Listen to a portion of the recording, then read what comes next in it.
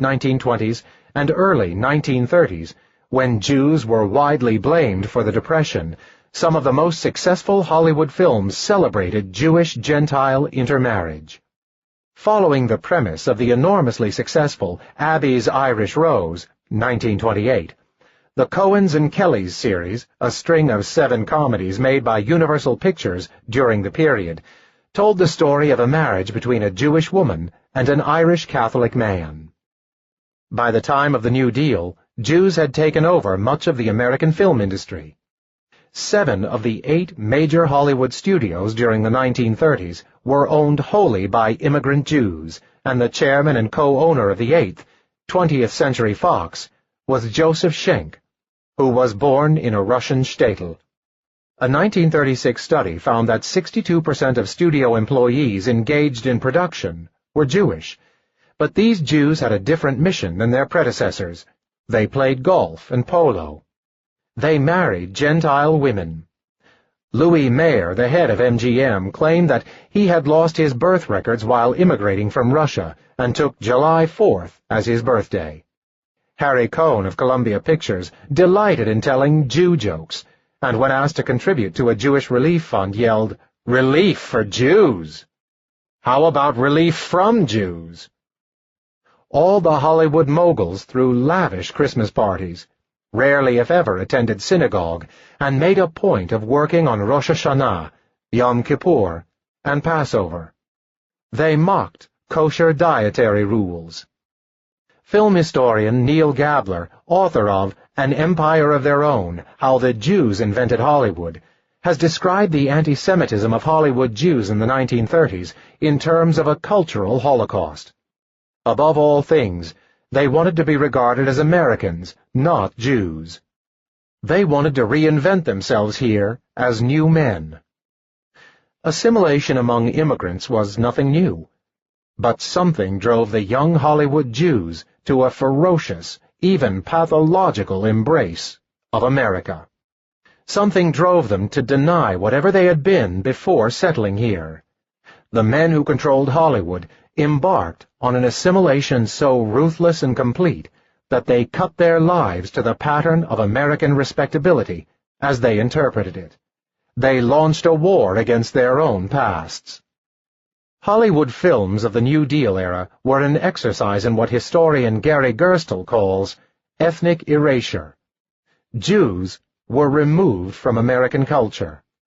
The dominant tendency of the 30s is the repression of ethnic and cultural differences and the representation of the average American, the final result of the great melting pot, writes film historian Patricia Ahrens, author of The Jew in American Cinema. By average, Hollywood meant white Anglo-Saxon Protestant. Thus, for most of the 30s, the Jew, as a recognizable character, practically disappears from the screen. The Hays Office disallowed the use of the words Jew or Jewish and any reference to religious practices. In films set in Europe, Jews were designated as non-Aryan, a Nazi term. Studio executives insisted that Jewish actors Americanize their names. Emanuel Goldenberg became Edward G. Robinson.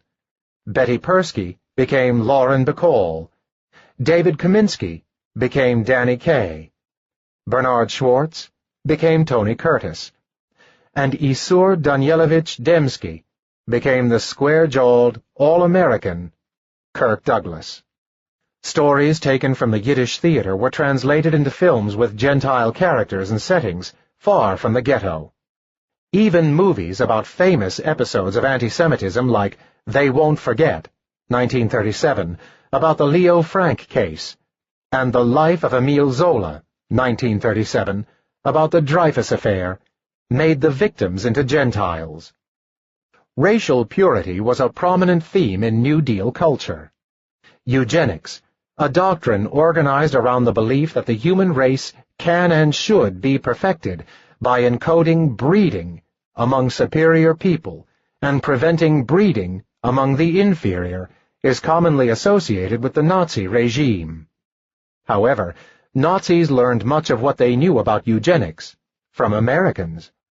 And while the Roosevelt administration never officially promoted eugenics, as the Nazis did, its forerunners introduced the doctrine, and the New Deal was born during the heyday of American eugenics. By the mid-1930s, 41 states prohibited marriage among the feeble-minded and insane, and 30 allowed eugenic sterilization. In Alabama, those considered by the state to be feeble-minded were involuntarily sterilized.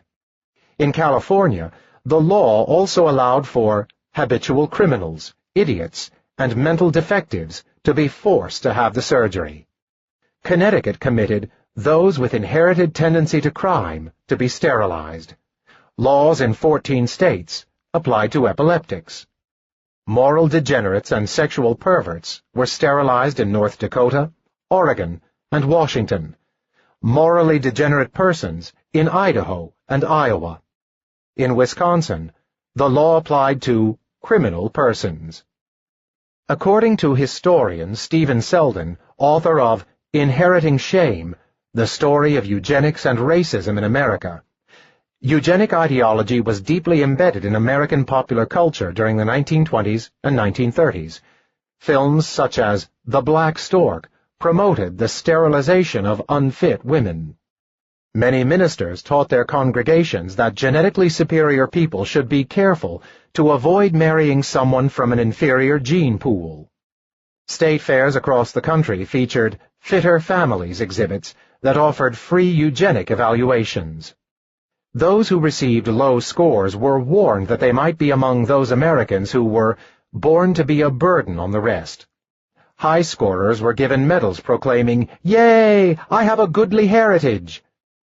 In the 1930s, most high school science textbooks included lessons in eugenics, including the concept of fit and unfit races, and the need to sterilize the unfit to preserve American culture.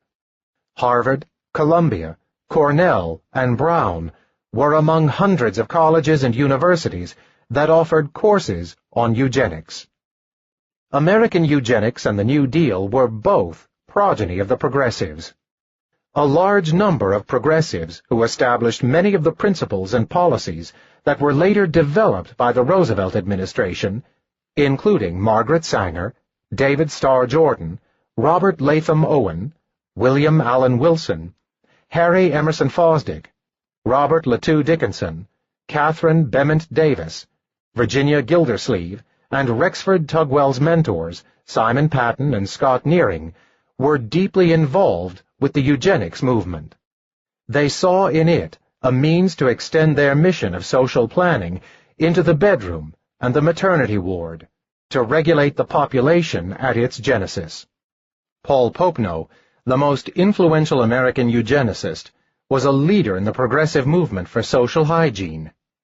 During World War I, Popenoe was a captain in the U.S. Army Sanitary Corps, in charge of controlling liquor and vice in army camps, a major progressive cause.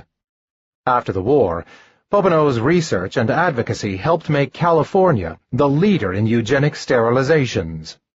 His book, Sterilization for Human Betterment, was one of the first American books translated into German by the Nazi government, and it was widely cited by Hitler's racial hygiene theorists to justify the Nazis' own sterilization programs. In 1934, Popenoe praised Hitler for establishing his hopes of biological regeneration solidly on the application of biological principles of human society.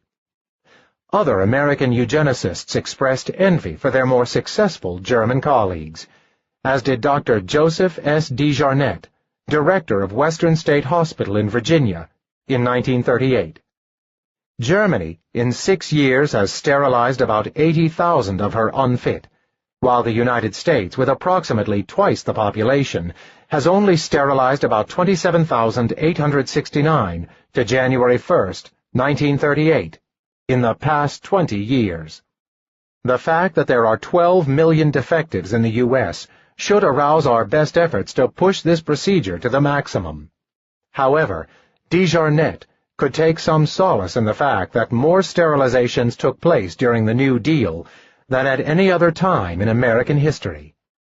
The leading historian of the American eugenics movement, Daniel Kevles, found that, through the 1920s, the national sterilization rate had annually run between 2 and 4 per 100,000 in the American population. In the mid-30s, the rate shot up to 15 and climbed to 20 by the end of the decade. Moreover, from 1932 to 1941, sterilization was actually practiced, as distinct from merely legislated, in a greater number of states than before. In 1940, the Pioneer Fund, a leading eugenicist organization, embarked on an experiment with the help of Roosevelt's Secretary of War, Harry H. Woodring, to find a way to improve the human race. The group offered $4,000, the equivalent of a middle-class salary, for the education of additional children born to U.S. Air Corps officers who already had at least 3 offspring, a group they considered to be genetically superior.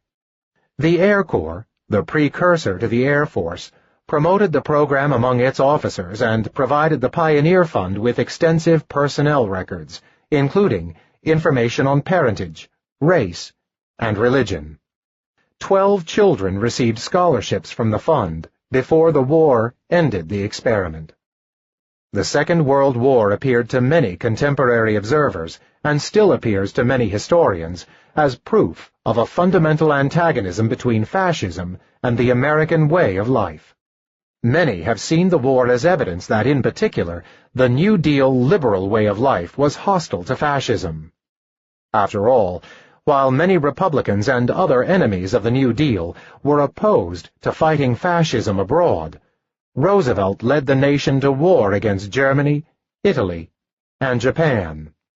More than 400,000 Americans died in the fight, and the Roosevelt administration made sure to not just defeat the fascist regimes, but to obliterate them. But the evidence of their similarities suggests that the New Deal and fascism went to war not over ideas or values, or a way of life.